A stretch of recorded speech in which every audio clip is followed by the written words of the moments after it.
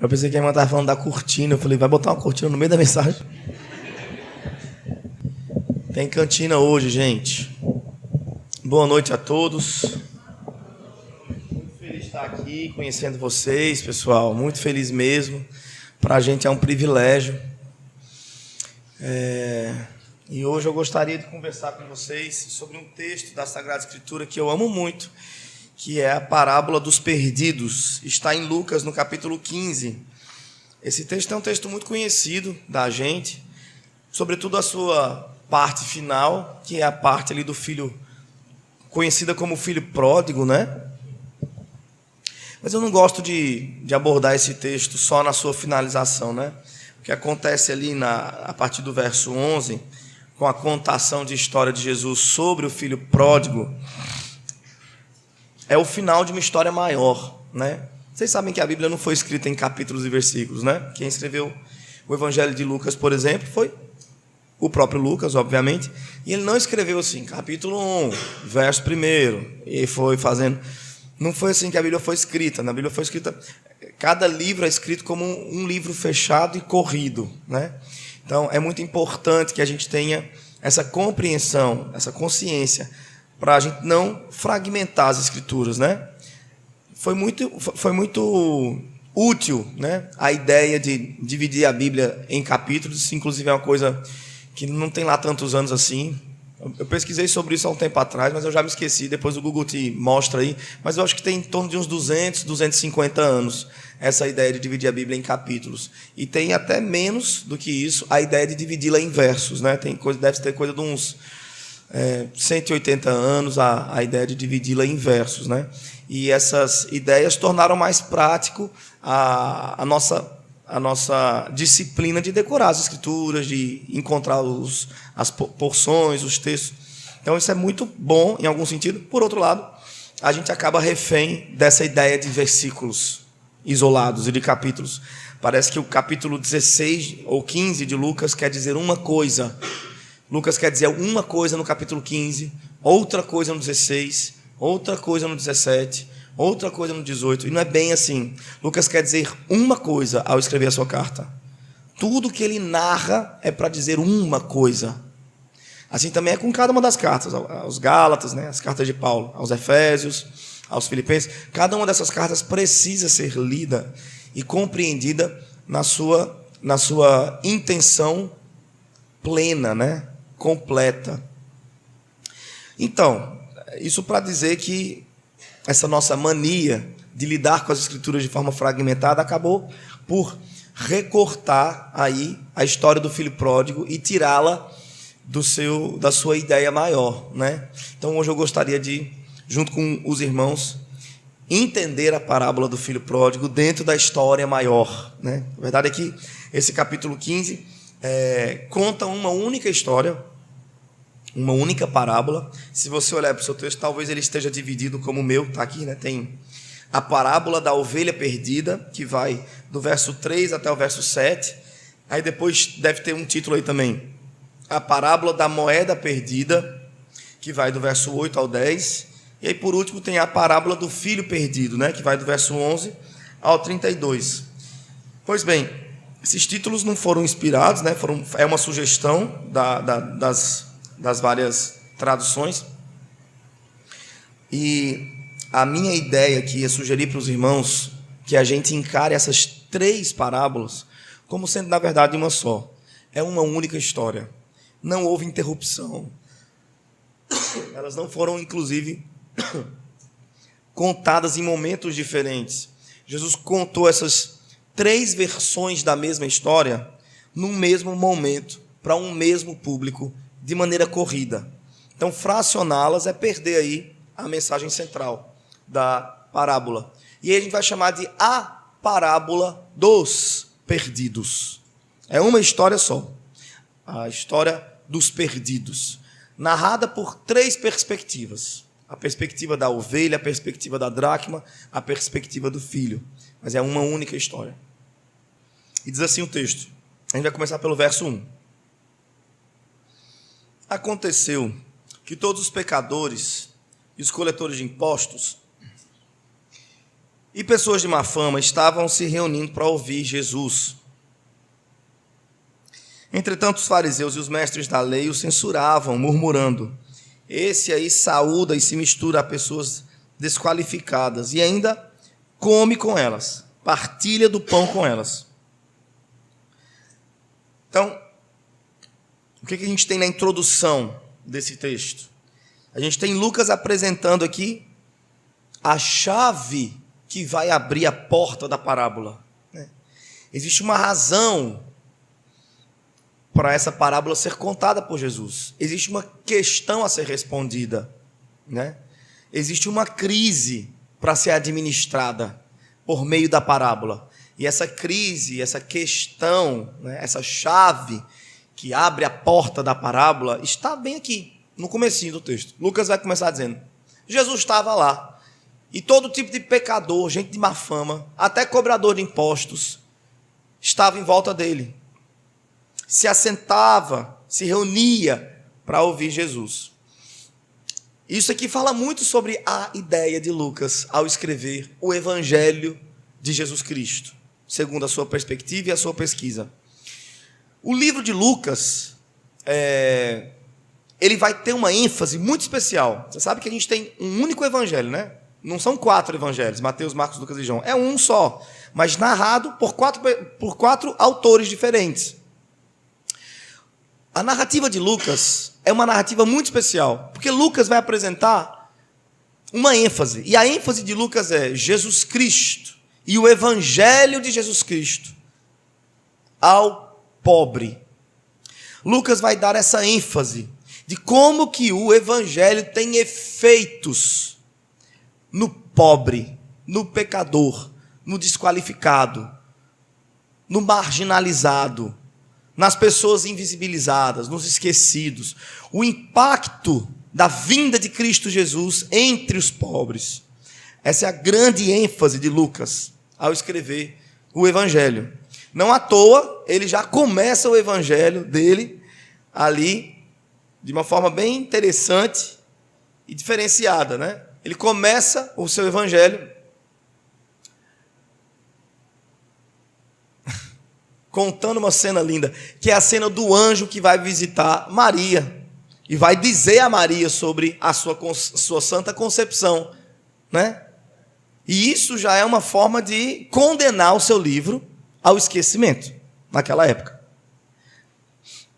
Porque a visitação de um anjo para uma mulher era lida pelas pessoas daquele tempo como sendo uma aprovação divina. As mulheres não costumavam receber visita de anjos. Não costumavam. Vocês lembram como é que foi com Abraão e Sara? Os anjos falaram com quem? Falaram com Abraão. Sara ouviu de canto. Ana, quando Ana foi chorar atrás de um filho, quem foi que falou com Ana? Foi Deus? Foi um anjo? Foi o sacerdote. Sempre tem um atravessador entre Deus e a mulher. Sempre tem um atravessador entre Deus e a mulher. De repente, Lucas, no meio dessa sociedade que tinha sérias dificuldades em colocar a mulher diante de Deus, diante da face de Deus, mas a submetia sempre a um atravessamento, Lucas abre o seu livro dizendo: e Deus não aprovou a mulher? E Deus não falou com uma mulher? Meu amigo, qualquer judeu que se prezasse, que fosse de sangue puro, nessa primeira página do livro, fechava. Dizia: oxente, como é que foi isso? E como se não bastasse, Lucas ainda vai colocar no começo do seu livro outra. Se alguém sobreviver a esse impacto de ver um anjo falando com Maria, diretamente com Maria, se algum homem sobreviver a esse impacto e quiser continuar lendo o livro, ele vai botar outra pedra de tropeço. Vai botar a esposa do sumo sacerdote, a mãe de João Batista, dando nome ao seu filho. Que era um papel do homem, principalmente se esse homem era um sumo sacerdote. Ela coloca o sumo sacerdote como um incrédulo, tudo bom, gente? Que perde a voz porque não acredita na palavra de Deus, e narra como foi que a mulher botou o nome no filho. Vai ser João Batista, o nome dele. Vai ser João. Quer dizer, Batista não é sobrenome, não. Batista é apelídio. Viu? Então, quem sobreviveu ao primeiro impacto, no segundo cai. No segundo cai. E ainda bota a mulher para cantar com a outra mulher lá. Gente, olha, o Lucas ele vai dar uma ênfase enorme à forma como o evangelho impacta as pessoas mais desprezadas da sociedade. Desde o começo ele faz isso. E é maravilhoso notar que Lucas, o evangelho segundo Lucas, chegou até nós, aqui, em Cascavel, no Ceará. É um milagre. Esse livro não tinha nada para sobreviver. Se dependesse da vontade dos homens daquela época, esse livro não sobreviveria. Mas quem cuida da sua palavra é Deus. Quem preserva a sua palavra é Deus. E Lucas chegou até nós, dizendo, dentre outras coisas, que Deus salvou homens e também mulheres, para a glória do seu nome, dando a elas dignidade e acesso a Ele. Maravilhoso, não é não, mulheres? De nada, viu? Essa colher de chá aqui para você já começar um culto assim desse jeito, hein? Ó, coisa boa. Então, vamos voltar aqui para o texto, né? Aconteceu que todo tipo de pecador se assentava com Jesus para conversar. Olha a ênfase de Lucas aqui, nos pobres. Todo tipo de pecador. Ele vai citar, inclusive, um tipo de pecador aqui específico, que são os cobradores de impostos. Os cobradores de impostos eram gente, judeu, né, que se submetia à circunstância de servir ao Império Romano. Veja, o Império Romano foi um dos impérios mais importantes da história do mundo, mais longevos também da história do mundo. O Império Romano foi muito. E uma das coisas que fez o Império Romano durar tanto foi a sua sagacidade, sua inteligência. Olha só, antes da dominação do Império Romano, os impérios anteriores, que também foram gloriosos, como por exemplo o Império Assírico, o Império Babilônico, o Império dos persas, né? Depois a união ali com os medos, né? Então, esses impérios anteriores ao Império Romano, impérios mais primitivos, eles eram impérios que dominavam por meio de uma força muito bruta no braço. Os povos que eram dominados por esses impérios eram povos que sofriam uma descaracterização absoluta. O próprio povo de Deus passou por isso, né? Quando Babilônia dominou, quando os assírios dominaram, o povo de Deus perdeu o quê? Perdeu seu idioma, não se podia mais falar em hebraico, e aí criou-se toda uma mistureba entre o hebraico e a língua desses povos, transformando aí no aramaico, né? Eles perderam sua identidade, perderam seus templos, né? O templo, no caso, né? De sacrifício, perderam seus símbolos religiosos, inclusive a Torá se perdeu também. Era comum desses impérios mais brutos, mais primitivos, quando dominavam um povo, descaracterizar esse povo completamente, fazer uma espécie de novo batismo naquela pessoa. Até o nome era trocado. Vocês lembram de Sadraque, Mesaque e Abednego? Que o nome deles foi trocado? Toda a identidade do povo era trocada. E isso submetia o povo a uma tristeza muito angustiante. As pessoas ficavam muito angustiadas, porque tinham deixado para trás, né, a sua pessoalidade no mundo. Isso agoniava demais. E não raras as vezes havia o quê, gente? Um motim. As pessoas se juntavam para fazer revolução, porque queriam de volta a sua vida, queriam de volta a sua música, queriam de volta as suas roupas, queriam de volta seus nomes, seus templos, o direito de sacrificar para os seus deuses. Eles queriam isso de volta, sentiam falta. Então era muito comum que houvesse brigas dentro do reino, né, entre aqueles que estavam sendo dominados. O Império Romano foi muito esperto. Foi o primeiro império a desenvolver novas formas de domínio. Tipo assim, rapaz, vamos dominar esse povo, e se a gente deixar eles serem do jeito que eles são? Se a gente deixar que eles falem a língua deles? Se a gente deixar que eles sacrifiquem para os deuses deles? Se a gente fizer um domínio político e econômico, né? Mas ao mesmo tempo deixar que, do ponto de vista cultural e religioso, eles continuem se desenvolvendo. A experiência foi um sucesso. O nível de insatisfação das pessoas baixou muito. O povo judeu, por exemplo, quando Jesus nasce, na época de Jesus, o povo judeu estava dominado pelo Império Romano, mas conseguia continuar desenvolvendo sua cultura. E dentro das ideias inteligentes que faziam com que o Império Romano se estabelecesse por muito tempo, dominando aquele povo, tinha uma outra ideia inteligente, que era colocar espécie de informantes. Eles ofereciam empregos para judeus, alguns judeus, né, que era o emprego de cobrador de impostos. E esse camarada que aceitava essa condição de servir ao Império Romano, ele ia receber muito bem, muito bem. Imediatamente ele ia perder a amizade de todo mundo. Porque já pensasse, a pessoa do sangue do seu sangue, da sua tribo, trabalhando para os inimigos, pegando o seu dinheiro, que a cobrança de impostos era abusiva, era uma forma de manter os pobres. Então, é a coisa do pão e circo. Se desenvolviam culturalmente, mas não se desenvolviam economicamente, e não podiam melhorar de vida. Então, era o pão e circo, né? Que a gente vive até hoje. Né? Enfim, não vou estar entrando em política, porque eu nem sei nada de política. Mas, quem aceitava esse emprego do Império Romano era muito mal visto, perdia imediatamente seus amigos, vivia bem, a casa era grande, a despensa estava cheia, a louça linda, mas não tinha ninguém para festejar. Ninguém passava na porta da casa desse cidadão que era considerado um frouxo, um covarde. Rapaz, como é que você tem coragem de se vender desse jeito? Cobrar imposto do seu próprio povo para o Império Romano, atrás de dinheiro, rapaz. E aí, como ele perdia a amizade de todo mundo, ele ganhava o acolhimento do Império Romano, mas estava ainda entre o povo. Era muito fácil para ele notar sinais de incêndio. E nessa relação com o Império Romano, falava, olha, rapaz, o pessoal lá do bairro tal, lá da região tal, está começando a ficar insatisfeito, o negócio está difícil lá. Pois manda um pouquinho de pão e circo para eles. Vamos apagar esse incêndio. Olha como o Império Romano tinha uma sacada boa, né, de gerenciamento de crise. Né? Enfim, então esse camarada aqui, cobrador de impostos, ele era visto como o frouxo.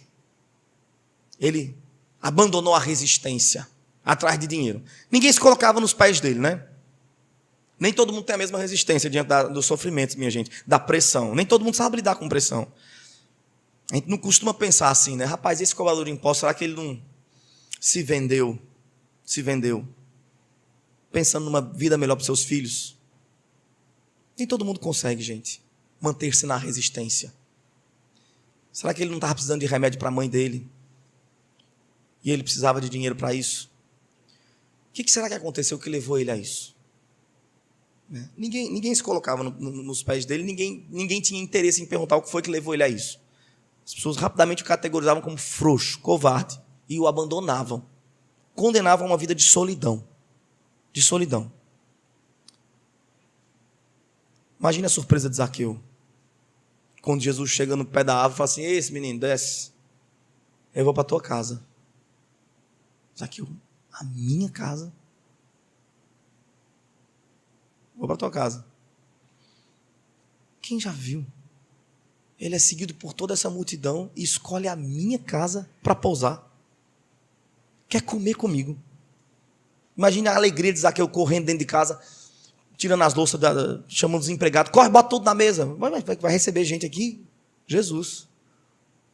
O agitador de multidões. Ele olhou para mim. Ele me viu. Ele quer passar um tempo comigo. Não é maravilhoso isso, gente? Para a gente que é frouxo, igual Zaqueu, covarde, se vende toda hora. Não é assim que a gente é? Quem a gente seria se estivesse naquela época? Então tá. Então falamos aí, né, do primeiro círculo que está em torno de Jesus. Temos Jesus. Temos o círculo que está imediatamente à sua volta. Pecadores, cobradores de impostos, gente frouxa. Cobradores de impostos, gente da pior qualidade. Tudo em volta de Jesus. E agora tem um segundo círculo. Ao derredor. Que é o círculo dos fariseus e dos mestres da lei. Esses estão olhando para Jesus, interagindo com os pecadores e com os frouxos, com os covardes, interagindo com esse povo. E estão olhando desconfiado, falando assim, oxe, ainda quer dizer que é Messias. Comendo com um pecador. Olha o que eles falam.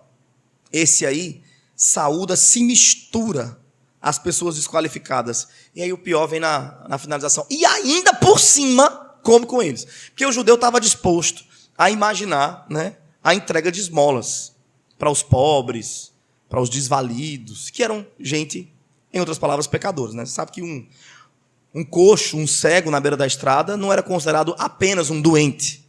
Ele era, em primeiro lugar, considerado um pecador. Porque na teologia judaica, aquela doença que acometeu o camarada ali, certamente foi porque ele pecou. Ele estava sendo punido pelos seus pecados nessa vida. Ou pecados dele, ou pecados da família. Mas um pecador, de família pecadora.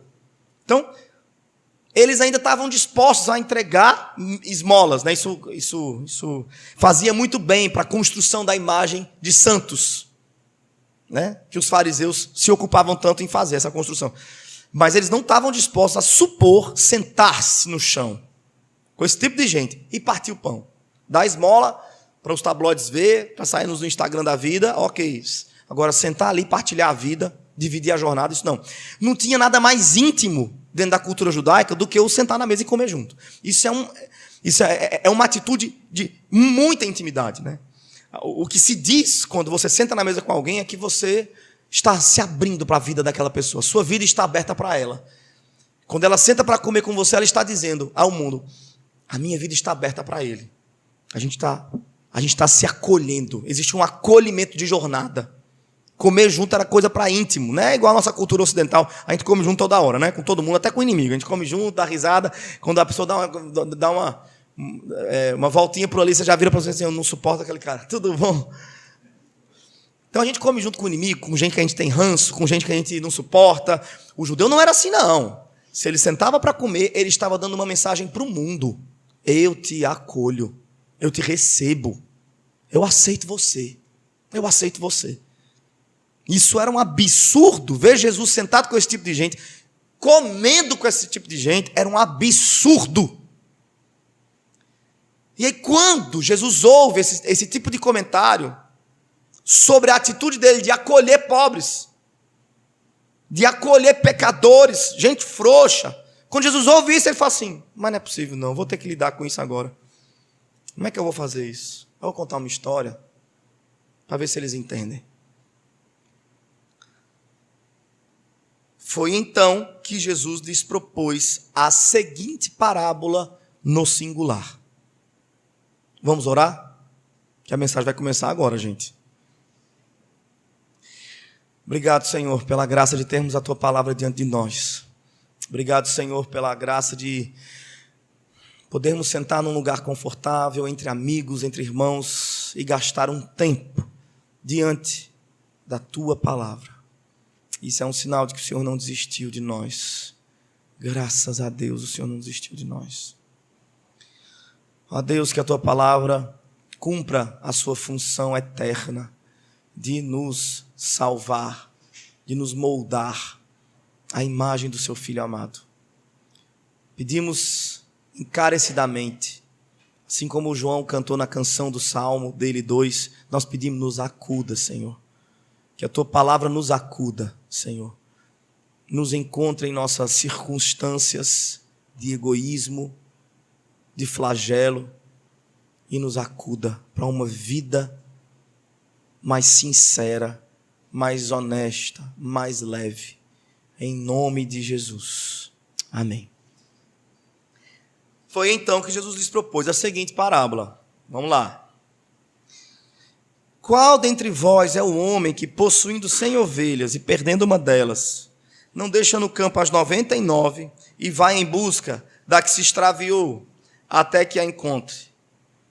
E assim que a encontra, coloca-a por sobre os ombros, cheio de júbilo, e ruma para casa.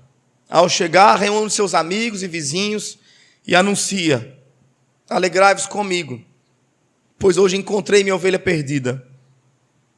Eu vos afirmo que da mesma maneira haverá muito mais alegria no céu por um pecador que se arrepende do que por 99 justos que não carecem de arrependimento. Jesus começa assim: vocês estão achando estranho, é? Que eu acolha e vá atrás de gente perdida, pecadora, frágil, frouxa. Vocês acham estranho? Eu acho vocês estranhos. Eu acho vocês... Por exemplo, qual de vocês aí, tendo 100 ovelhas, quando perde uma, não fica doidinho atrás da ovelha? Sobe, desce morro, atrás de encontrar, gasta o tempo que foi, o dinheiro que for. E quando encontra, volta com ela repousando nos seus ombros, cheio de alegria, chama os amigos, tudinho, os vizinhos, faz uma festa. Minha ovelha estava perdida e foi achada. A distância histórica e cultural que nós temos dessa parábola aqui, desse momento, nos impede de ver mais claramente o que Jesus está fazendo aqui. Veja. Quando ele fala assim, qual dentre vós, tendo 100 ovelhas, perdendo uma, quando ele cria essa situação hipotética, ele cria diante de um público que se encontrava, se identificava muito facilmente com a situação hipotética. Dentre eles ali que estavam escutando Jesus, muitos, mas muitos, provavelmente a maioria deles tinha um rebanho de ovelhas. Era a base da economia judaica. Não era um serviço de gente rica, não. Não era um serviço de gente importante, não. Era um serviço de gente, assim, batalhadora, gente lutadora. A maior parte dos judeus serviam dessa maneira, pastoreando ovelhas. E daí, quando Jesus perguntou, qual dentre vós tendo seu ovelha, quando perde, não fica doidinho? A maior parte das pessoas que estavam ali falou assim, eu também. Menino, semana passada perdi uma ovelha. Olha, pensa, eu fiquei doido.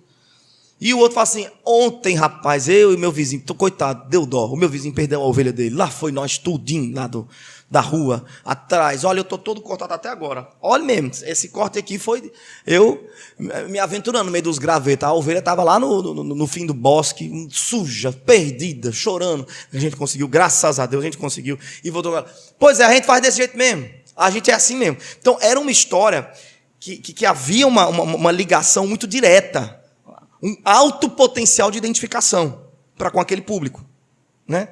E aí Jesus vai e fala isso. Nosso afastamento cultural não nos permite entender o que Jesus está fazendo. Porque olhe, repito isso, né? Porque veja só, a gente pensa que quando Jesus narra essa primeira contação aqui da história, quando ele conta a primeira vez a história aqui, usando essa figura da ovelha e do pastor, a gente pensa que Jesus está falando sobre algo afetivo. Qual de vocês, tendo 100 ovelhas, quando perde uma, não fica tão triste? Vai atrás de encontrar sua pobre ovelha, coitada, que você ama profundamente. Não. Não tem relação com afeto aqui. O negócio aqui, olha, é econômico, viu?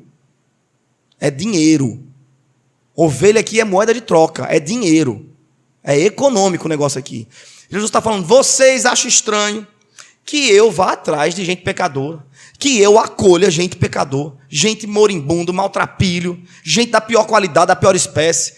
Eu acho estranho vocês atrás desse negócio de dinheiro, de posses. Fica doidinho atrás do negócio de uma ovelha. Oxente! Aí é difícil para a gente entender, né? Vou tentar recontar essa história de uma forma mais contemporânea. Qual dentre vós, aqui em Cascavel, tendo comprado um celular iPhone de última geração,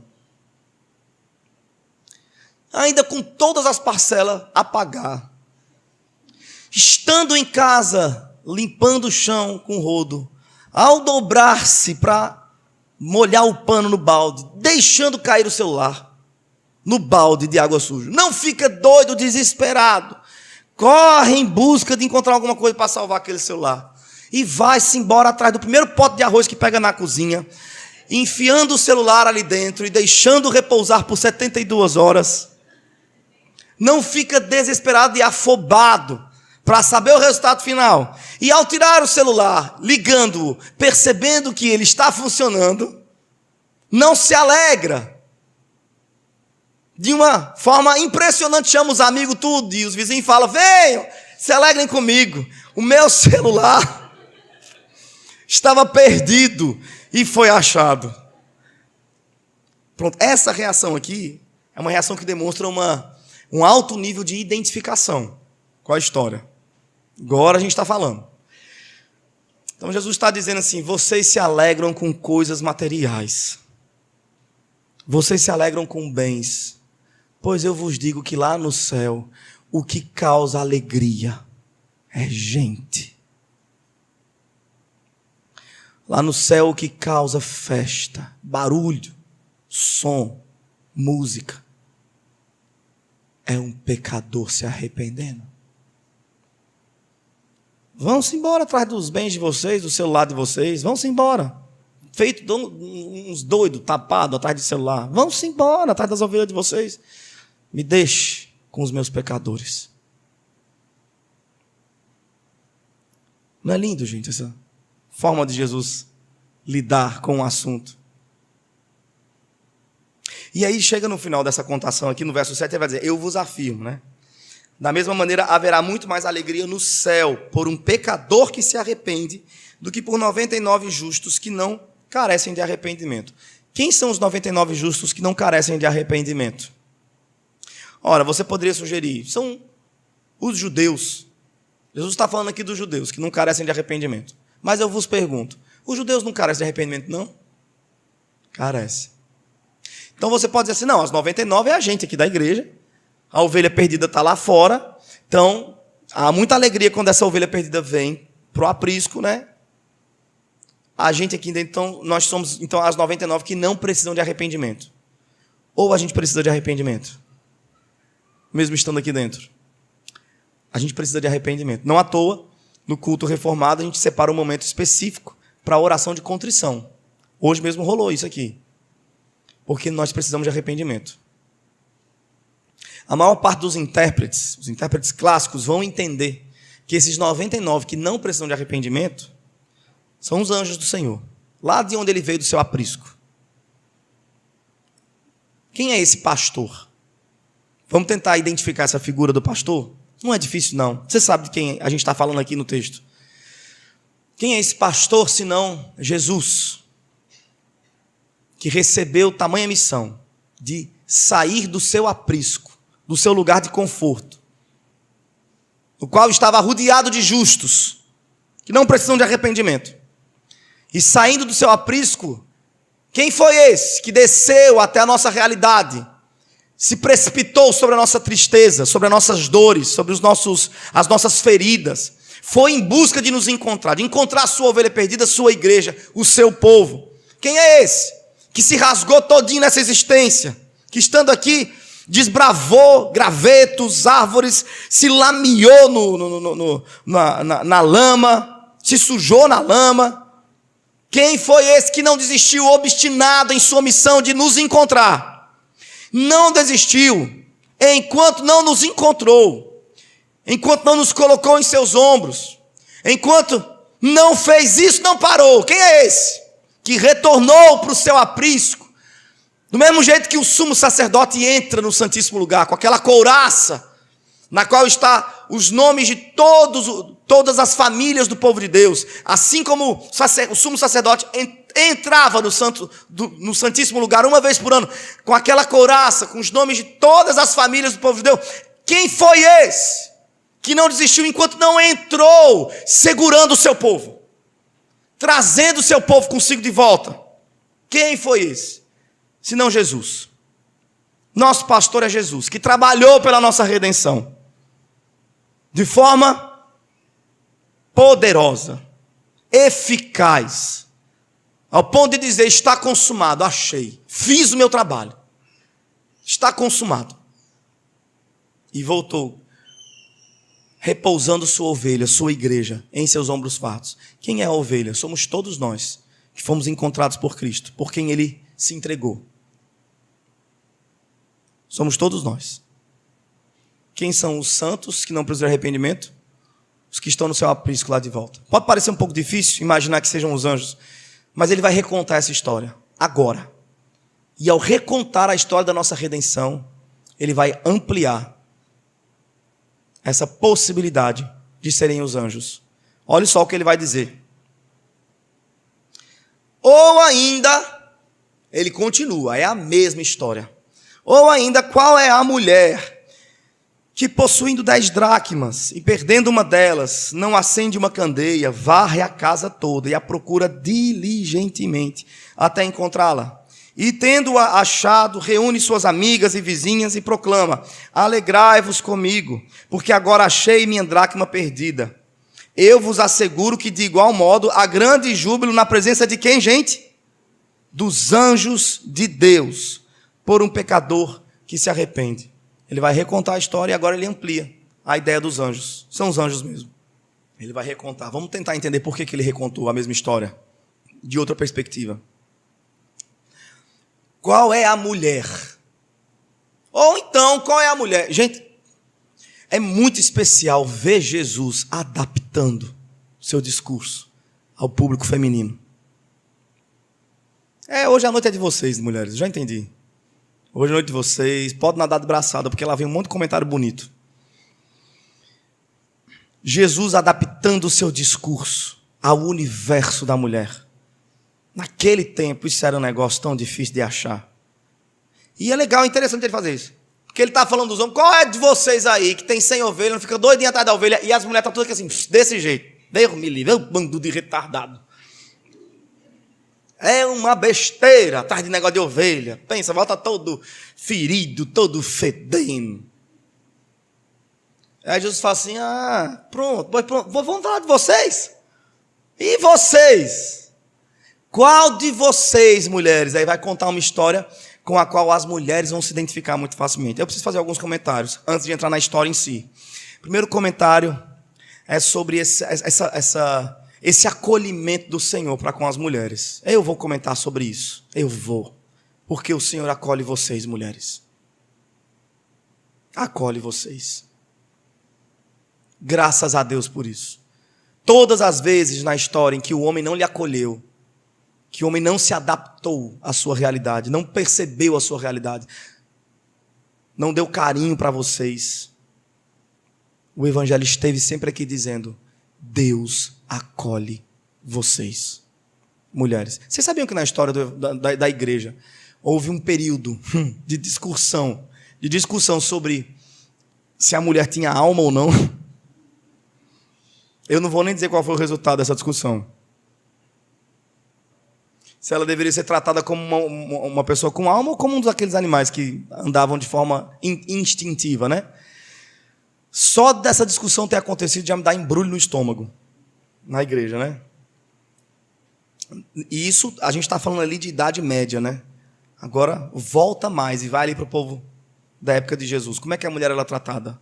Vocês lembram, né? Aquela mulher jogada nos pés de Jesus, que estava cometendo adultério sozinha, curiosamente sozinha. Porque só ela foi jogada nos pés de Jesus. Cadê o homem? O homem estava certo, por acaso? E Jesus se coloca na frente e defende. Não no sentido de permissividade, mas no sentido de acolhimento da pecadora. Veja como Jesus acolhe as mulheres. Vocês conhecem aquela história, não conhecem? De Marta e Maria? Maria está nos pés de Jesus, ouvindo o rabi falar, o mestre. Ele era rabi por aclamação. Havia todo um caminho oficial para você ser reconhecido rabi. Jesus não passou por esse caminho oficial, mas ele passou pelo caminho do acolhimento, da aclamação pública. Ele foi aclamado rabi. E por ser rabi, quando ele chegava em algum lugar para instruir, para começar a ensinar, para falar, era normal que os homens se juntassem para ouvi-lo. E por ser rabi, as mulheres não eram bem quistas em torno de um rabi, enquanto ele está instruindo. Não eram bem quistas, porque aquele lugar de instrução e de ensino era direcionado para os homens, para a figura masculina. E aí nós temos Maria ali, nos pés do rabi, pia mesmo, no meio de um bocado de homem. E Marta, sua irmã, aparece na cena e fala assim, Senhor, tu não se incomoda não? Olha a palavra que ela usa, tu não se incomoda. Tu não se incomoda não, que a minha irmã esteja aí, eu cheio de coisa para fazer aqui, na cozinha, cheio de a fazer. E Jesus fala, Marta, vocês nunca se incomodaram com esse texto, não? Agora quem pergunta do incômodo sou eu. Nunca se incomodaram, não? Oxente, meu Deus do céu, por que danado Jesus fez isso com Marta, coitada? Correndo para cima e para baixo, precisando de ajuda. Ela só foi lá pedir para que Jesus ajudasse, né? Poxa vida. Por que Jesus fez isso com Marta? Minha gente. Muito possivelmente, Marta não estava sozinha. Se aquela casa estava cheia de homens em torno de Jesus enquanto ele ensinava, você pode ter certeza que a cozinha estava assim, ó, lotada de mulher. Cada uma falando mais que a outra do marido, falando mal dos maridos, tudo. Num minuto que Marta perdeu a atenção, porque ela estava realmente cuidando de muitas coisas, né, como anfitriã daquela casa ali, né? Ela estava, um minuto que ela perde a atenção, que ela olha, cadê Maria? Não é possível, Maria era a ovelha, não é certo falar isso, é errado. É errado. Vamos reformular nossa fala, irmãos. Maria era aquela que não dava um gol. Não conseguia acertar uma vez na vida. Só errava. Quando Marta... Cadê Maria? Aí ela... Quer ver? Aí ela dá uma olhadinha assim. Mas não é possível, que vergonha. Maria só causa problema nessa família. E aí Marta supõe que Jesus está tão incomodado com a presença de Maria quanto ela. E Maria está preocupadíssima. Mas Marta preocupadíssima. Mas não é possível. Maria vai jogar o nome da nossa família na lama. Olha a preocupação de Marta. Não é possível que Maria faça isso com a gente. Meu Deus do céu, por que essa menina não acerta? Por que ela não acerta uma? E aí Marta tem uma grande ideia. Quem é criativa, tal da Marta? Tem uma grande ideia. Eu vou dar um jeito. Eu vou ajudar Jesus. Eu vou ajudar Jesus, que eu tenho certeza que ele está incomodado. Aí ela chegou assim, licença. Jesus, você não está incomodado, não? Que é minha irmã aí, né? E a gente... cheio de coisa aqui para fazer, né, Jesus, hein? Tipo assim, botei a bola na cara do gol, Jesus. É só você falar assim, ai, Marta, obrigado por isso. Maria, mulher, vá-se embora, ajeitar. Vá para o teu lugar. Ela pensou que o plano era perfeito, mas Jesus perscruta. E quando Jesus diz, Jesus, tu não se incomoda não, minha irmã aí, eu cheio de coisa, hein, Jesus, hein? Aí Jesus olha para ela e fala assim, Marta, Marta, esse Marta, Marta, é Jesus entrando na alma, indo para trás da fala. Você está preocupada com tanta coisa, né, Marta? Sua reputação, bom nome de sua casa. Ei, Marta, uma coisa só é importante. E Maria entendeu. Essa boa parte não lhe será tirada. Quando a gente encontra Cristo e o Evangelho, a gente perde o prestígio pela nossa reputação. Jesus acolheu Maria e permitiu que ela ficasse ali. E aqui está Jesus contando novamente a história. Eu abro cada janela desnecessária, sabia, quando estou pregando? Eu acho que eu tenho um déficit de atenção, não é possível. Mas aí, Jesus, quando está aqui, recontando a história, ele vai, esse é o primeiro comentário que eu queria fazer, e ele acolhe o universo feminino. Ele adapta a mensagem à realidade da mulher. Vamos observar isso. E vamos apontar para isso, como eu fiz agora. É importante apontar para isso, Jesus fez isso. Nós, enquanto igreja, precisamos adaptar a nossa mensagem para as crianças, para as mulheres e para as variadas crises que existem por aí. O Evangelho alcança todas elas. Todas elas. Tá? O segundo e último comentário sobre o fato de Jesus contar essa história aqui, dentro do universo feminino. O segundo e último comentário é o seguinte. Esse segundo comentário eu vou fazer no final. Vamos para a história em si. Qual é a mulher que, possuindo 10 dracmas, perdendo uma delas, não acende uma candeia? Aí, esse negócio da dracma. A mulher tem 10 dracmas, são 10 moedas. Moeda de valor pequeno. Não vale nem 10 reais. Menos do que 10 reais. Hoje em dia, o real do jeito que está, realmente não... Aí aqui não... As minhas pedras aqui não funcionam. Mas... a dracma não valia muita coisa. E aí você imagina a história. A mulher tem 10 dracmas, perde uma, fica doidinha, levantando móvel, varrendo. A palavra que vai traduzida aqui na minha versão vai dizer que ela procura com diligência. Essa palavra que foi traduzida aqui com diligência vai dizer que ela é obstinada na procura, minuciosa na procura dela. Agora você imagina uma moeda que não vale nada, basicamente, e ela revirando o móvel, varrendo a casa toda, levantando o assoalho e preocupada. Depois, quando acha essa moeda, fica feliz da vida. Chama as amigas tudo para comemorar. Você fica pensando, gente, como é isso? Que coisa é essa, né? Aquela coisa da distância cultural e histórica que a gente está, não permite a gente se identificar muito com a história. Mas deixa eu explicar para vocês uma coisa. Naquela época, entre as mulheres judias, era comum que, quando o pretendente oficializasse a relação, né, o futuro casamento com seus pais, o pretendente oferecia alguns presentes para a moça. Um deles era um diadema de dracmas. Esse diadema era importantíssimo, agora tem um valor afetivo. Agora o valor não é monetário, é afetivo agora. E esse diadema de dracmas era usado por a moça para ela fazer as voltinhas dela na praça. Entendeu? Ela dava uma voltinha na praça com um diadema de dracma, que era uma forma de dizer para a sociedade, não tinha Instagram na época, né? Não tinha nada disso. Para ela dizer para a sociedade, deu certo, deu certo. A minha vida está garantida, porque para a mulher naquela época, ter a vida garantida era se casar, né? Minha vida está garantida, deu tudo certo, graças a Deus, graças a Deus. E ela andava com aquele diadema para cima e para baixo. Era comum de acontecer, de usar tanto esse diadema, que uma dracma se perdia, algum item do diadema se perdia, elas ficavam doidas, pirada. Como é que eu vou dar minha voltinha na praça? Está chegando a hora da praça. E meu diadema todo mal acabado. Meu Deus, me ajude, meu Deus. Eu preciso dessa voltinha na praça hoje, meu Deus. E essas mulheres procuravam tudo, revirava a casa inteira. Segundo o texto, com uma busca minuciosa, uma busca diligente. Aquela moeda estava em algum lugar escondida, de repente, debaixo do assoalho da casa. E se ela já valia pouco fora, ali dentro ela não valia nada. Porque dinheiro, você pode ter uma barra de ouro enterrada aqui debaixo.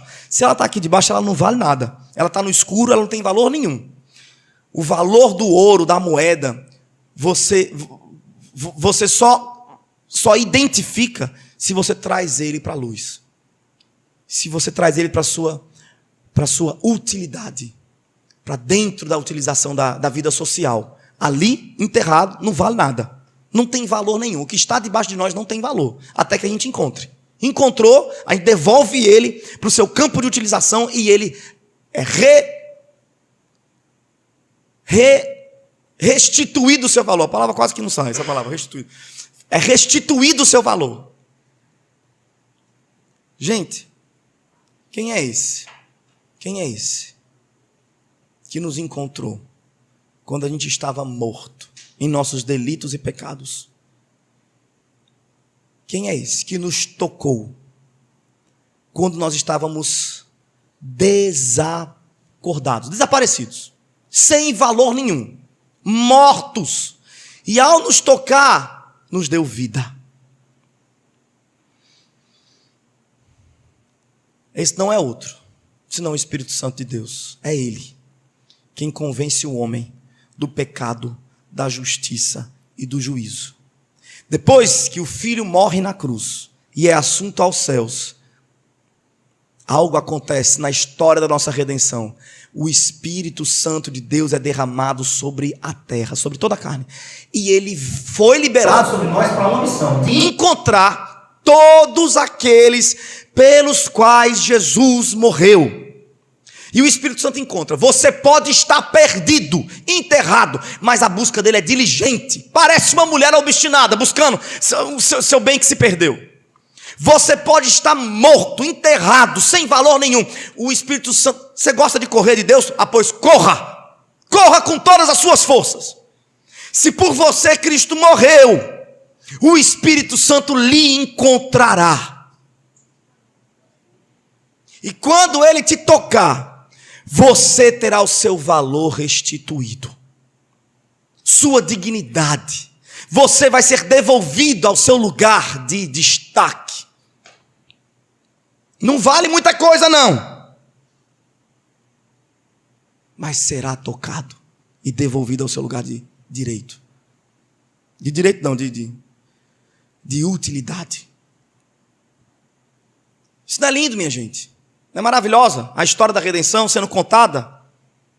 Ele nos redimiu por meio do Filho que se entregou. Ele nos redimiu por meio do Espírito que nos encontrou. Aquele comentário que eu deixei para o final, né? Agora, eu vou fazer agora.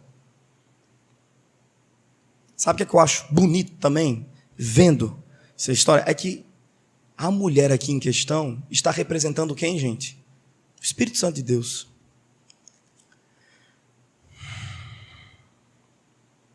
Deus usa a figura feminina para ressaltar uma qualidade dele, que também foi comunicada à mulher.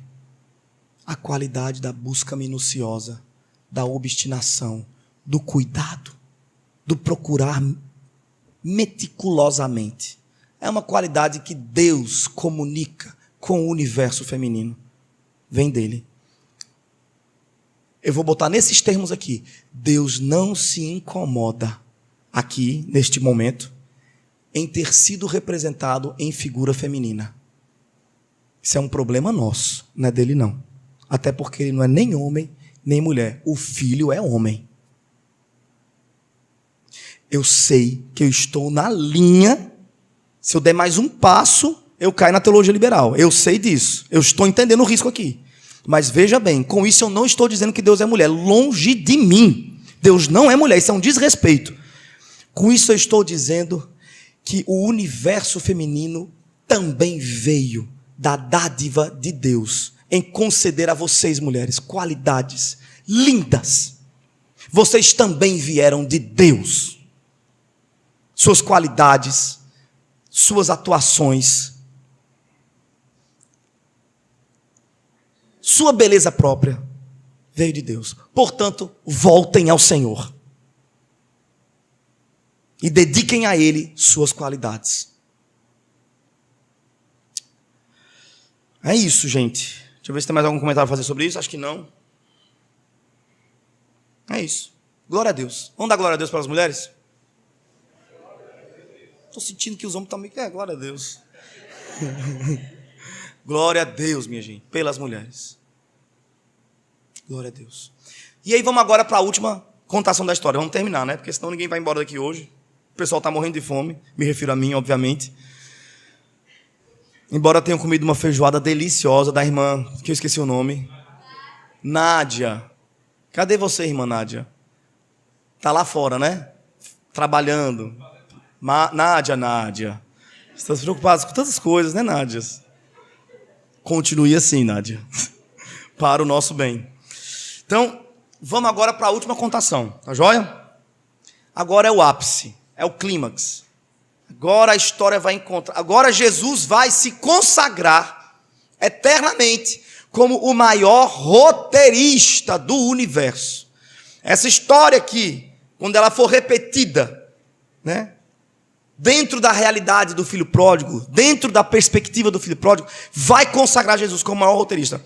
Todas as belíssimas histórias que emocionaram o mundo desse dia até hoje, todas, não passam de sombra dessa grande história. Essa é a história áurea do universo. Esse é o roteiro que tornou-se espinha dorsal de todas as belas histórias de Shakespeare, todas as belas histórias de Hollywood, tudo que um dia emocionou alguém, todo livro de romance que um dia emocionou alguém, não é nada mais do que mera sombrinha deste monumento literário chamado A História do Filho Pródigo. Vamos embora então? E Jesus continuou. Ele continuou, ele não parou não, é a mesma história. E Jesus continuou. Um homem tinha 2 filhos. O mais novo reivindicou do seu pai: Pai, dá-me a parte da herança que tenho direito. Quando Jesus começa a contar essa história, gente, o clima vai ficar tenso. Eu quero que vocês entendam que o público, vamos desenhar assim, o público no começo dessa história está sentado, ouvindo atentamente. No final nós temos um público de pé, ensandecido com o resultado final dessa história. Para o público judeu que está ouvindo isso aqui, essa história é absurda. É o que há de mais absurdo. E ela já começa assim. Um homem tinha 2 filhos. E o mais novo disse ao seu pai: Pai, dá-me a parte da herança que me cabe. Nesse exato minuto, os judeus se olharam e falaram assim: oxente, quem já viu um negócio desse? Para nós isso não causa escândalo. Porque na nossa cultura ocidental, um filho chegar numa certa idade e dizer ao seu pai: pai, me dê um dinheiro aí, eu vou fazer um Eurotrip. Ou então: pai, é muito difícil conviver com você. Eu vou para um lado, você vai para o outro. Isso é a coisa mais natural do mundo na nossa sociedade. Para um judeu não havia nada mais resiliente do que a relação de um pai com seu filho. Não havia nada mais indissolúvel do que a relação familiar, a estrutura familiar. Então, quando a história começa com o filho mais novo dizendo assim: me dê a parte da minha herança que eu vou me embora, o povo já fala assim: não sei quem é esse personagem, já não gostei dele, o ranço já bateu no teto. Como é que uma pessoa fala isso para o seu pai, sendo ela um judeu? Como é que ela faz isso? Rompe com um dos maiores valores da nossa cultura, que é o valor da família. Esse camarada aqui rompeu com o valor da família, um dos valores mais resilientes da nossa cultura. Você está maluco? Com certeza, esse pai vai olhar para ele e vai dizer assim, você está ficando muito doido, né? E vai chamar seus servos para dar uma correção nele. Com certeza. Jesus fez uma pausa dramática para dar tempo deles pensar isso tudinho. Aí Jesus continuou assim. Olha para cada um deles e fala a frase seguinte. E o pai consentiu. E os judeus, espera aí, meu amigo, agora já a história nem começou. Só tem 2 personagens. Eu não gosto de nenhum dos 2. O pai consentiu. Que pai é esse que permite esse absurdo? Mas a história estava só começando. Ela vai piorar muito. O pai repartiu da sua propriedade entre eles. No verso 13. Não se passou muito tempo e o filho mais novo reuniu tudo o que tinha, a sua herança inteira, e partiu para terras distantes. E lá esbanjou todos os seus bens, vivendo de forma irresponsável. Pronto. Nesse momento aqui o povo está assim. Oxente! Jesus deixou ele ainda mais asqueroso ao colocá-lo nessa circunstância. Pois bem, menino, ele pegou a herança todinha dele. O que é a herança que ele pegou? A herança que ele pegou é o trabalho de seu pai.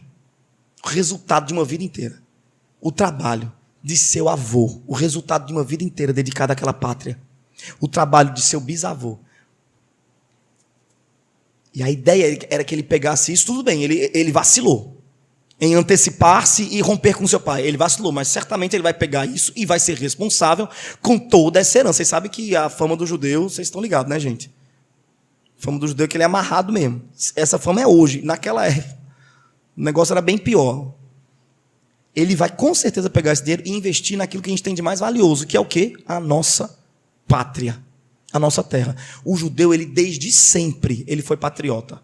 Não tem nenhuma nação que pisou nessa terra com tamanho patriotismo. Não tem nenhuma que chegue nem perto do patriotismo que o judeu tem. E na história, o camarada primeiro rompe com um dos valores mais valiosos, que é o valor da família. Agora ele vai romper com outro valor igualmente valioso na cultura, que é o valor da pátria. Ele vai pegar tudo que seus familiares construíram, plantaram, o resultado de todos esses anos de trabalho acumulado, ele vai pegar isso e ele vai colocar onde? Na terra, na pátria. Ele vai viajar para uma terra distante, vai gastar tudo dissolutamente, de forma irresponsável, vai acabar jogar no ralo. Quem está ouvindo isso vai dizer assim, peraí, meu amigo, que cara asqueroso é esse? Como é que um camarada faz? Agora eu vou ver essa história até o final. Eu tenho que ver ele morrendo. Eu tenho que ver esse moço morrendo. E tem que ser uma morte demorada. O sangue estava nos olhos. E Jesus gente, vai ficar pior. Coincidentemente, após haver gasto tudo o que possuía, no verso 14, abateu-se sobre toda aquela região uma grande fome, e ele começou a passar muita necessidade. Eita, nessa hora o povo falou assim, haha, até aplauso, até aplaudiu. Vocês conseguem ouvir o povo aplaudindo? É isso aí. Plantou, agora colheu. História maravilhosa. Jesus, se você contasse essa história assim o tempo todo, até eu te seguia. Essa história é incrível. Já levantaram, fazendo, falaram assim, crianças, aprenderam a lição, nunca rompam com o valor da família. Também não rompam com a pátria de vocês. Isso pode acontecer, vocês vão morrer de fome. Que história maravilhosa. A aplicação moral está muito fácil. Obrigado, um abraço. E Jesus olha para isso, gente, só que eu não terminei. Eu não terminei. Ah, não? Tá, então tá. E eles ficam atentos para saber o que mais pode acontecer de ruim com esse menino. Porque bater fome nele já foi maravilhoso. E aí Jesus vai dizer o seguinte, olha só. Por esse motivo, por passar muita necessidade, ele foi empregar-se com um dos cidadãos daquela região, que o mandou para o campo, a fim de cuidar de porcos. Quando Jesus fala isso, quem estava sentado ainda levantou. Sobraram poucos sentados no chão. A maioria estava de pé já. Falou, peraí. Primeiro ele vai romper com um dos valores mais nobres, que é o valor da família. Depois ele vai romper com outro valor igualmente valioso, precioso, o valor da pátria. E agora ele rompe com o último valor, o valor da Torá, ele vai cuidar de porcos? Quem é esse ser asqueroso? Como é que alguém consegue descer num poço tão fundo de erro? Agora ele está cuidando de porcos, o animal mais imundo que existe. E Jesus piora a situação, fala assim, ele tinha tanta fome que queria comer a comida dos porcos. Espera aí, meu amigo, espera aí. Não é possível que ele tenha virado as costas até para Deus. Ele virou as costas para tudo, ele errou. Todas as vezes que ele pôde acertar, ele errou. Não teve um só acerto. É um ser humano desprezível, asqueroso. Alguém que nenhum daqueles judeus jamais se daria o trabalho de sentar-se para partir um pão. Não tem condições de comer com alguém assim.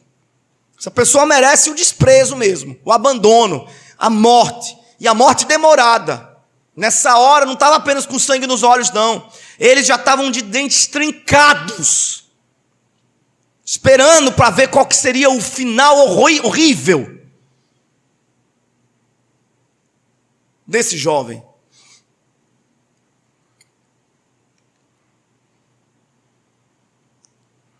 No verso 17, foi quando caiu em si. E do jeito que o público estava ouvindo, o público ninguém teve coragem de fazer nenhum só som para entender o que esse caiu em si significaria na história. Caiu em si e falou consigo mesmo: quantos empregados de meu pai têm comida com fartura e eu aqui morrendo de fome? Levantar-me-ei, tomarei o caminho de volta para o meu pai. E ao chegar lhe confessarei: Pai, pequei contra o céu e contra ti. Não sou mais digno de ser chamado teu filho. Trata-me como um dos teus empregados. Ele vai voltar para o pai dele. Ah, esse final é maravilhoso. Nada melhor do que morrer diante do seu próprio pai, matado pelo pai. Eita, mas esse apedrejamento eu queria ver. Mas essa cena humilhante, degradante eu queria ver. Essa marcha da vergonha eu queria ver. E eles estão assim, ó. Ninguém se arrisca a falar nada, só esperando. Eles imaginavam qualquer final. O único final que nenhum deles supôs foi exatamente esse aqui. E logo em seguida levantou-se e saiu na direção do pai. A gente precisa comentar, gente, que esse rapaz não sentiu saudade do pai. A gente romantiza essa história, e algumas canções, inclusive, quando vão cantar isso aqui, coloca como se o rapaz tivesse saudade do pai, da casa do pai. Como se o que o levou de volta fosse uma consciência da pessoa do pai e da falta que o pai faz.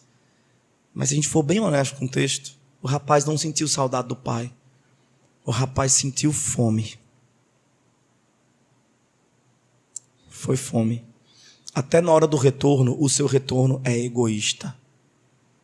Até na hora de voltar, o que o leva de volta é uma razão egoísta. É uma razão equivocada. Porque as nossas melhores obras, como voltar para a casa do Pai, cheiram mal. Ninguém é salvo porque pensou direito.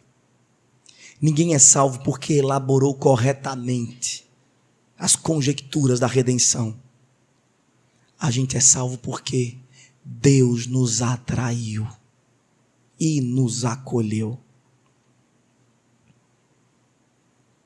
A glória não é dele, mas é do Pai, que tem um amor capaz de passar por cima das motivações mais equivocadas e reabilitar o seu filho.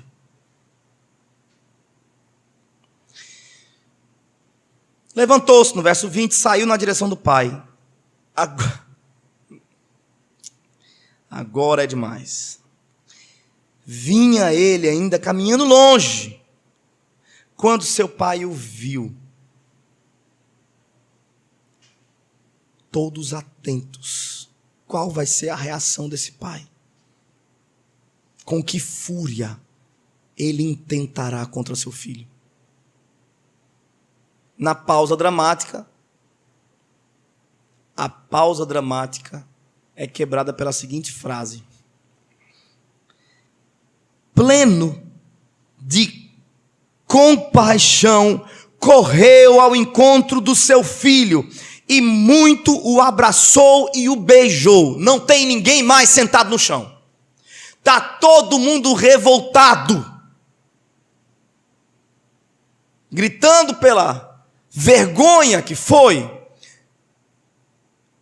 pintar essa tela de um senhor de idade, humilhado, cabelos brancos, correndo, feito um adolescente em busca do seu amor, indo atrás do seu primeiro beijo. Um senhor de idade se prestando a essa vergonha de correr em direção do seu filho que o traiu, que o abandonou, que virou as costas para os valores mais importantes da sua comunidade. E aí o texto aqui em português vai dizer que ele o abraçou e o cobriu de beijos. A palavra original, que diz aqui cobriu de beijos, que diz aqui que o beijou, a melhor tradução seria cobriu de beijos. Poucas trazem esse cobriu aí, porque não é um beijo comum, não é a mesma palavra utilizada para ósculo, não é ósculo, aquele beijo de cumprimento, de tudo bom? Olá, paz do Senhor. Não é um beijo educado, não é um beijo de cumprimento, é um beijo apaixonado, ele cobriu de beijo, é um beijo desesperado de amor, ele o cobriu de... Quantos beijos você dá? Você que é pai, você sabe o que eu estou falando. Eu estou há 12 dias longe do meu filho, e ele não fez metade do que esse menino aqui fez, mas quando eu chegar amanhã em casa, eu sei quantos beijos eu vou dar no meu menino, eu sei. Você que é pai, você que é mãe, me diga quantos beijos você daria? Qual seria o nível do beijo de um filho que estava morto, perdido e reviveu, que voltou do Covid depois de um internamento de 40 dias? Quantos beijos você daria? Que voltou das drogas depois de já ter sido desacreditado por todo mundo. Quantos beijos você daria? Ele o cobriu de beijos, para o desespero do público que estava ouvindo essa história. Como é que é isso?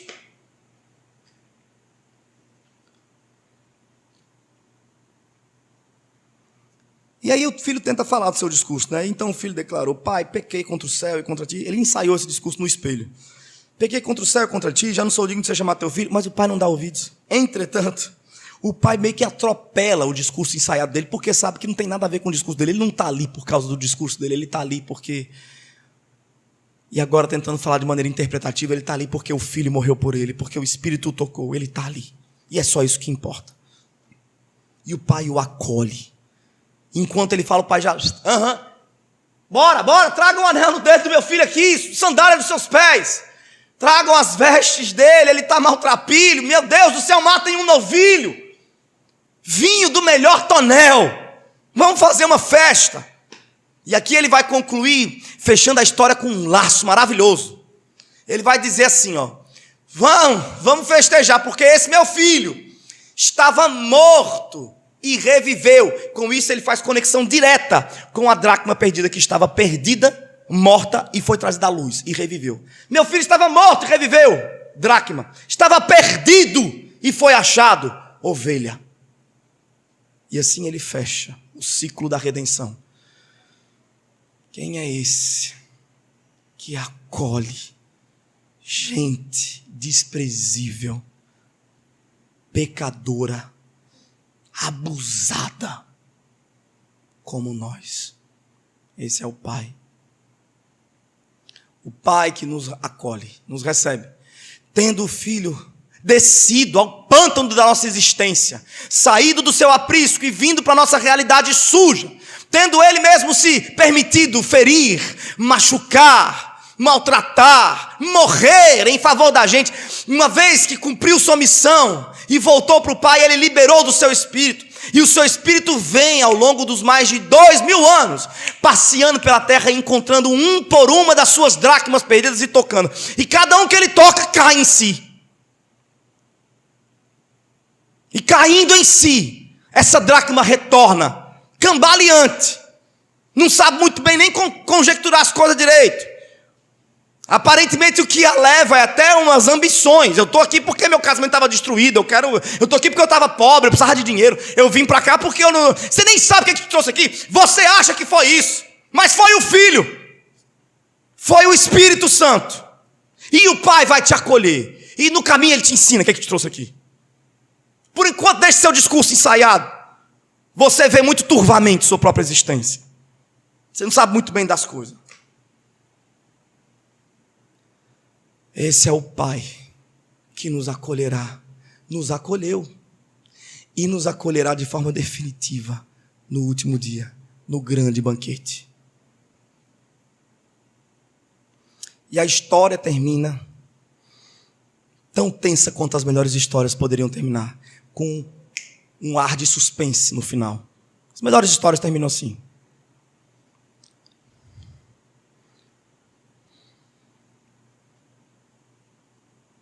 Entretanto, o filho mais velho estava no campo. Quando chegou, chamou um dos servos indignado. O que está acontecendo aqui? E aí o servo informou: rapaz, teu irmão regressou e teu pai matou, e é festa. O filho mais velho encheu-se de ira, negou-se a entrar. Como é que é isso? Esse aí comendo com pecadores e se assentando com gente indigna. Como é que é isso? Agora sim nós temos os judeus aqui. O irmão mais velho. E aí o pai, porém, replica: há tantos anos, ele fala para o pai, né? Há tantos anos trabalhando com você, você nunca me deu nada. Agora chegando teu filho aí, mata tudo, aí gastou bem com prostitutas, e aí você quer dar uma festa. E aí o pai vai e questiona o seu filho: meu filho, tu sempre estás comigo, tudo que possuo é igualmente teu. Mas a gente tinha que celebrar muito a volta do teu irmão. A gente tinha que se alegrar, porque ele estava morto e reviveu. Estava perdido e foi achado. Fim. Esse irmão mais velho entrou na festa, ficou do lado de fora. Fica aí o suspense no ar. A gente não sabe. Porque esse suspense, suponho eu que Jesus quis colocar no colo dos seus acusadores. Isso aqui que vocês estão dizendo que é um absurdo, eu estar comendo com pecadores, isso aqui é uma festa. Eles estavam perdidos, foram achados. Isso aqui é uma festa. E aí, vocês vão entrar ou vão ficar do lado de fora emburrado? É uma decisão de cada um deles.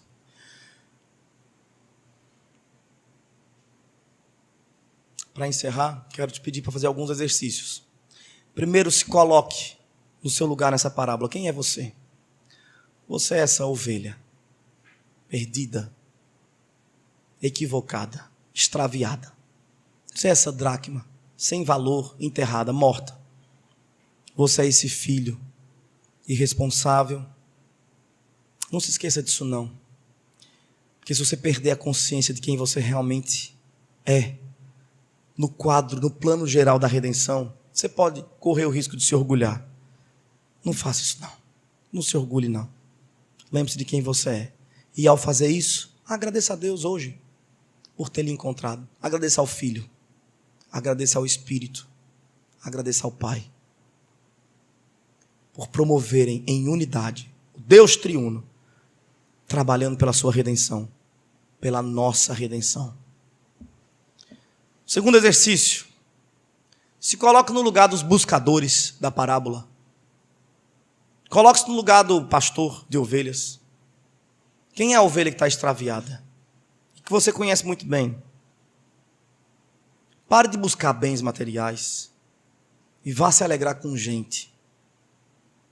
Quem que é a dracma que já não tem mais dignidade, nem valor nenhum na sociedade? Está escondida e enterrada, precisando de um imitador de Cristo. Um pequeno Cristo que vá lá e devolva para ele a sua dignidade. Se coloque no lugar do Pai. Perdoe. acolha de volta no lar. Traga para perto de você. Ser cristão não é frequentar um clube social, não. Ser cristão não é frequentar uma denominação, não. Ser cristão não é frequentar escola dominical, não. Ser cristão não é o mesmo que ser aluno de universidade, não. Que você vai semanalmente ali ouvir palestras e mais palestras para inflar o seu intelecto, inflar o seu... Não é isso que é ser cristão, não é isso, não. Não é isso.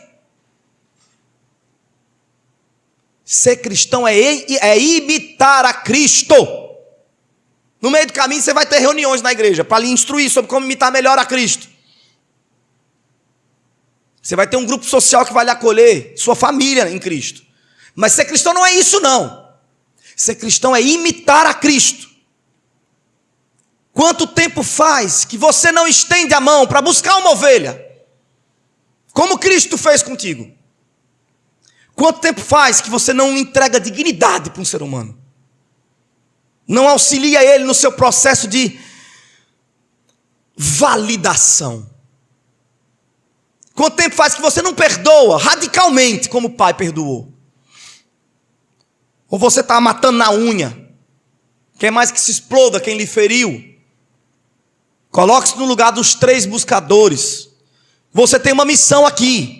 E a sua missão não é aprender tudo sobre a doutrina calvinista, não. Mas faça isso que é bom.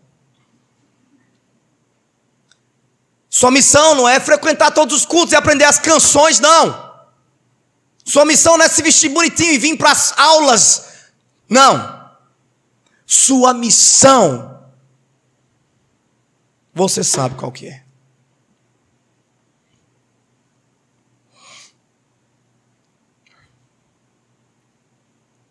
Por último, e mais difícil, coloque-se no lugar do irmão mais velho e vê bem se você não está exatamente calçado nessas sandálias já há bastante tempo. Glória a Deus, estamos aqui, reunidos. Glória a Deus. O pessoal lá fora, aquela galera lá, aqui não. Aqui não é lugar para aquele tipo de gente, não. Glória a Deus. A gente foi salvo, a gente é filho, está todo mundo servindo ao Senhor aqui. Muito bem. Todo mundo sadio, todo mundo bonito, corado.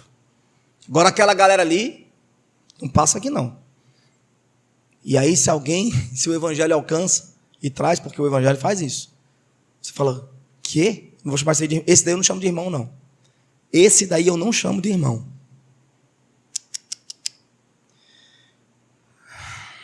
Se você se identifica com esse personagem, cuidado, para no final da história não estar do lado de fora. Te servi a vida inteira. Nunca fiz nada de errado para chegar aqui no céu, ver essa palhaçada do povo do DCE, da Universidade Federal, tudo aí dentro festejando.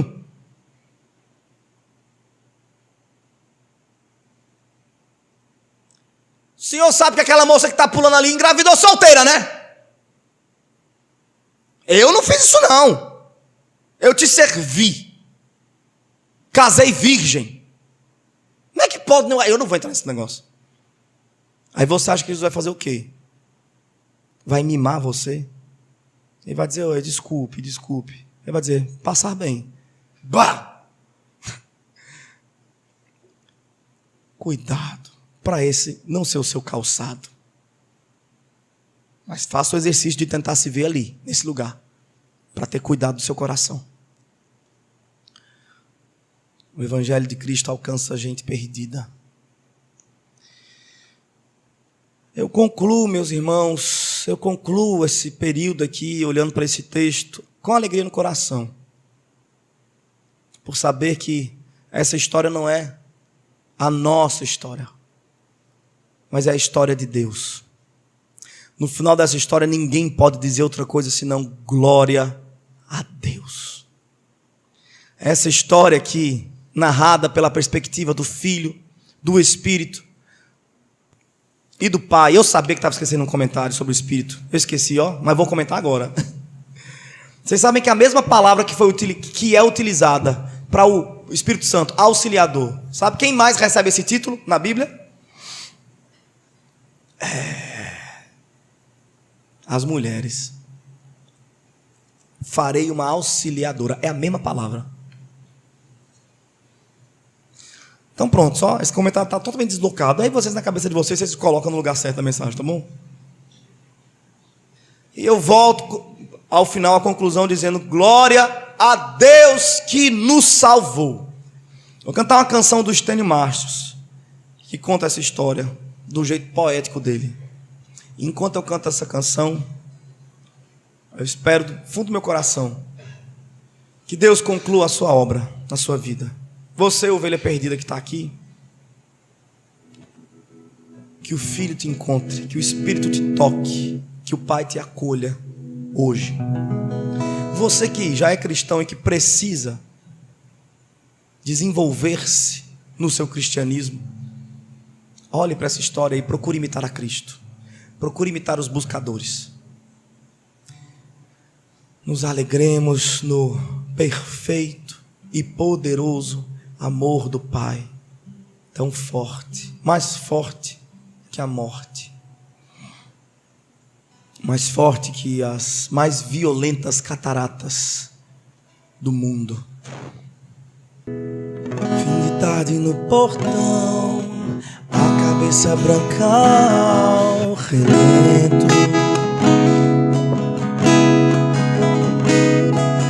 Teimosia de paixão faz das cinzas renascer alento.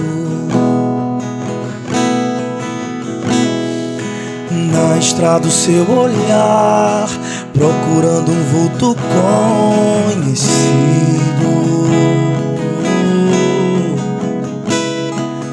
E espera um dia abraçar quem diziam já estar perdido.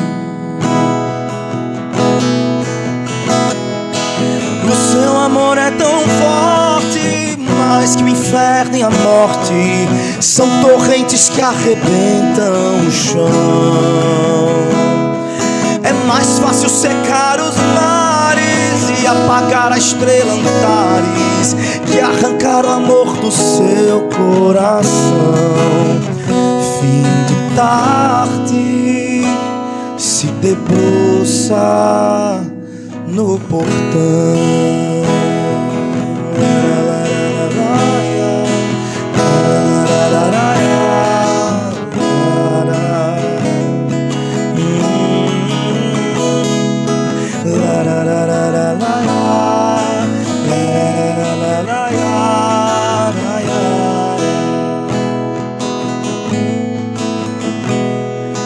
Mas um dia aconteceu e o moço retornou mendigo.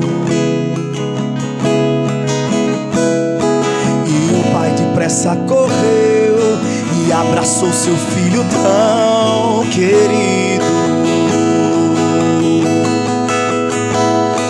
Tragam roupas e um anel, calcem logo os seus pés no milagre.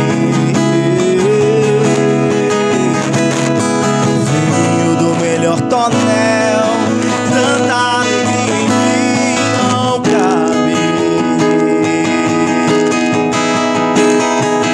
O seu amor é tão forte, mais que o inferno e a morte. São torrentes que arrebentam o chão.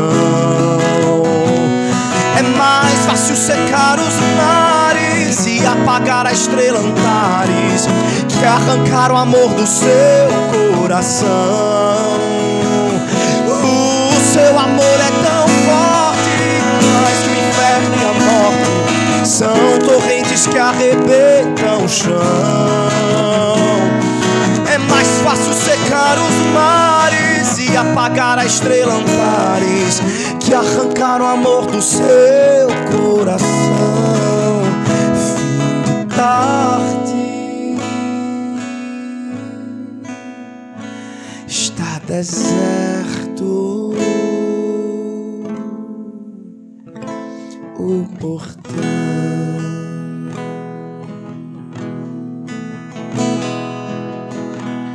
Obrigado, Senhor, por sua obra perfeita de redenção.